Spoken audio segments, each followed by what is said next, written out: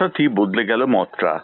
ভারতীয় cricket control বোর্ডের নয়া ফরমান অনুযায়ী ভারতীয় ক্রিকেটাররা সফরে তাদের স্ত্রী এবং পরিবারকে সঙ্গে নিতে পারবেন, অর্থাৎ 1 মাস পর্যন্ত তাদের এই ব্যাপারে ছাড় দেওয়া হয়েছে।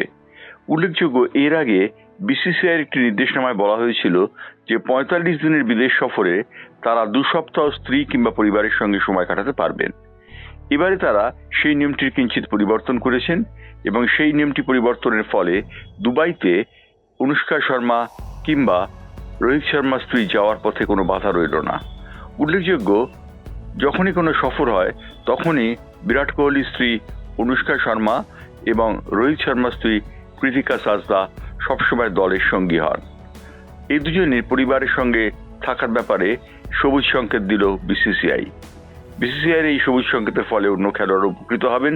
তারা তাদের পরিবার এবং স্ত্রী অথবা গার্লফ্রেন্ডদের সঙ্গে নিয়ে সফরে যেতে পারবেন বলে জানানো হয়েছে।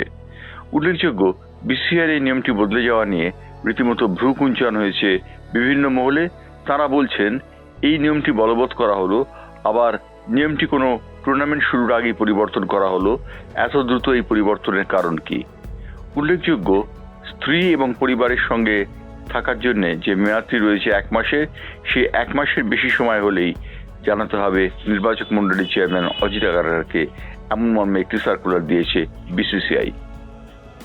বিসিসিআই সার্কুলার দিলেও রোহিত শর্মা এবং বিরাট কোহলির মনে আনন্দের সঞ্চার হলেও ভারতীয় ড্রেসিং রুমের অবস্থা কিন্তু ভালো নয়। ভারতীয় ড্রেসিং রুমে গৌতম গম্ভীরের সঙ্গে দলের সিনিয়র খেলোয়াড়দের দূরত্ব ক্রমশ বাড়ছে বলে জানা গিয়েছে।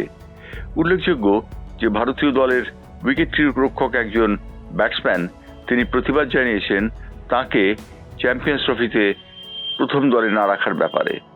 এই উইকেট কিপার ব্যাটসম্যানটি কে তা অবশ্য জানানো হয়নি, কিন্তু বলা হয়েছে তিনি গৌতম গম্ভীরকে উদ্দেশ্য করে বলেছেন যে এর পেছনে ক্রিকেটীয় কারণ ছাড়া অন্য কোনো কারণ নিহিত রয়েছে।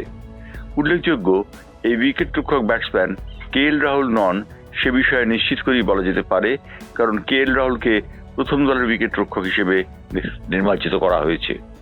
চ্যাম্পিয়ন্স ট্রফিতে যে উইকেট রক্ষকের সম্পর্কে এই আঙুল উঠছে তিনি ঋষভ পন্থ হতে পারেন বলে অনেকে মনে করছেন, তবে এই বিষয়ে চূড়ান্ত কোনো ফলাফল পাওয়া যায়নি।